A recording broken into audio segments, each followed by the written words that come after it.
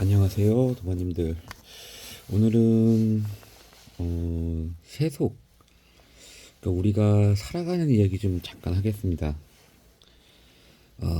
저희가 지금 머물러 있는 이 공간은 시간이라는 개념을 갖고 있고, 그리고 공간이라는 개념을 갖고 있는 시공의 공간이죠. 이 공간은 결과적으로는 우리 마음의 투영인데요. 이 마음이라는 것이 작동하고 있는 공간이기 때문에 마음이 움직이는 흐름을 만들어낼 수밖에 없어요. 인류가 지금 겪어온 과정들을 보면 어떤 이런 이야기도 이제 해보겠습니다.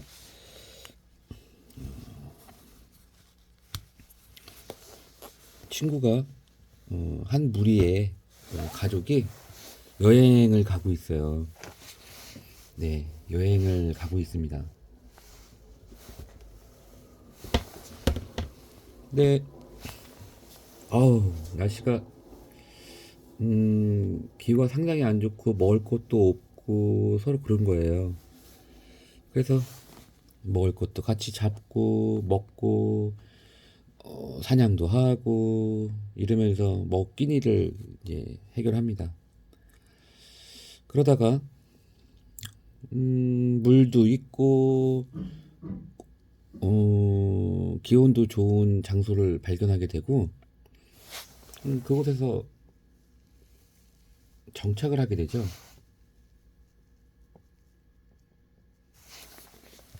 좋다는 마음이 생긴 겁니다. 이곳이 물도 있고 비옥한 땅도 있고. 자, 그런데 어느 날인가 이곳에서 가뭄이 오고 땅이 마르기 시작해요. 이곳이 천국인 줄 알았는데 살 수 없게 된 겁니다. 그러다 어느 날 높은 곳에 올라갔더니 저 옆 마을에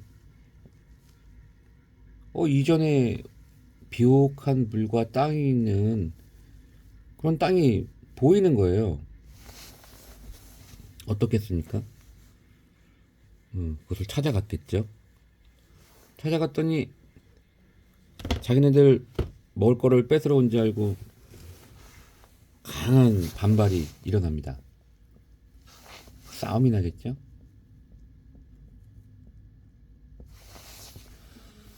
처음 이 집단은 그냥 정착을 했을 뿐이고 먹고 살기 위해서 그냥 살았을 뿐인데 부족해서 그걸 쫓아가다 보니 다른 땅을 찾게 되고 그곳의 사람들과 싸움이 났고 이런 흐름이 나온 겁니다. 처음에 이분들은 이 수용 속에서 세상을 더 넓게 보면 우리가 찾지 못한 더 좋은 물과 땅과 음식이 있겠구나. 계속 쫓아다니죠. 더 넓은 땅을 쫓아다닙니다.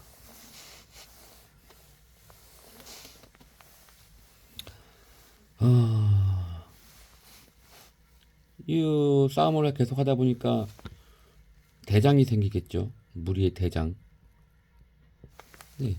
이 사람은 처음에는 본인이 개척을 하고 지적 싸웠지만 어느 순간이 되니 부하들이 이제 이걸 다 합니다. 부하들이 돌아다니면서 이 땅 저 땅을 돌아다니면서 부하들이 이걸 하게 되죠. 권력이라는 것이 탄생하는 시점입니다. 그런데 정말 또 땅을 찾아도 이제 다 찾은 것 같은 거예요. 없는 거죠. 예.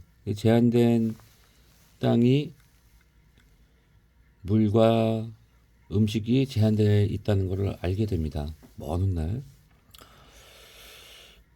그리고서는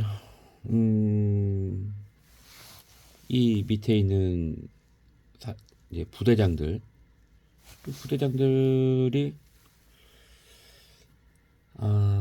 이거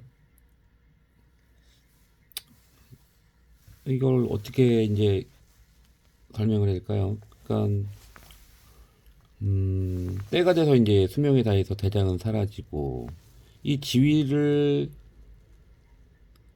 획득하려는 욕구가 일어나겠죠. 성공한 부대장도 있을 것이고 실패한 부대장도 있을 겁니다.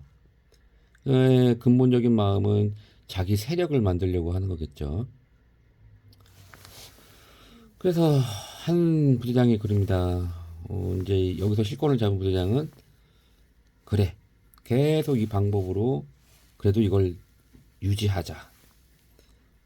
나를 따르는 시민들과 사람들을 예, 이제 데리고 어떤 권력과 부와 땅을 이제 갖게 되는 거고 여기서 튕겨나가는 사람들은 아니다. 누구는 갖고 누구는 못 갖고 이게 뭔 상황이냐. 어? 우리는 같이 사냥을 하고 같이 수렵을 하고 똑같이 나눠 먹는다. 이런 또 마음, 또 세력이 생깁니다. 그리고 또 한편에서는 아니다. 사냥을 할 사람은 사냥을 하고 수렵을 할 사람은 수렵을 하고 그냥 본인이 하고 싶은 대로 맡기자. 그렇지만 서로에게 피해를 주지 않은 어떤 규칙들을 만들고 거기에 맞게 행동하자. 뭐 이런 또 세력도 나오고 이럽니다. 자, 이게 하나의 이야기인데 이 안에는 사람이 마음이 움직이면서 그 마음이 마음을 낳고 마음이 마음을 낳아서 하나의 의식이 되고 하나의 생각이 뭉쳐진 사람들이 움직이는 이 동선이 되죠. 자, 여기는 제국주의가 되는 거고요. 여기는 공산주의, 사회주의가 되는 거고요. 여기는 민주주의가 되는 겁니다. 그러니까 우리는 제한된 자원과 먹거리를 갖기 위해 다른 곳을 탐하고 쫓아가서 이기고 빼앗고 하면 그 마음, 그게 별거 아니라 그게 제국주의고 오늘 제가 지나가는 아이의 맛있는 걸 뺏었다고 치면 그게 제국주의입니다. 그게. 예. 그리고 어 내가 오늘 지나가다가 어떤 좀 불쌍한 분을 봐서 그것을 그분한테 어 이 어떤 이익을 어좀 나눠주고 싶다. 그냥 이유가 없는 거죠. 뭐 그런 마음은 공산주의, 사회주의 마음입니다. 그리고 아니다. 어, 뭐, 저분한테 내가 일거리를 제공해주고 그 일을 하게 해서 뭐, 자기가 하고 싶은 바를 찾게 해주고 싶다. 그러면 또 민주주의입니다. 이게 우리 마음속에는 제국주의도 있고 그냥 다 같이 잘 먹고 잘 살고 싶은 공산주의도 있고 또 각자가 최선을 다하고 싶은 민주주의도 있습니다. 우리 마음속에서 시대 상황에 맞는 어떤 조합과 서로 버무려졌을 때 이념이라는 것이 탄생하는 거죠. 근데 중요한 건 이 어떤 이념도 결국은 우리 마음속에서 나온 하나의 형태이기 때문에 여기에는 완벽이란 게 없습니다. 그러니까 어느 사회, 어느 이념을 가진 사회도 완벽할 수가 없다는 거죠. 우리 마음속에서 이미 존재한 패턴과 세상에 적응하는 어떤 그런 방식이 역사에 투영됐을 때 각 시대별로 이념과 사상이라는 것이 태어나게 됩니다. 결과적으로 제국주의는 그 반대급부인 전쟁과 침략을 낳았고요. 공산주의는 그 반대급부인 독재가 나오고요. 민주주의는 그 반대급부인 방종과 이기심이 나옵니다.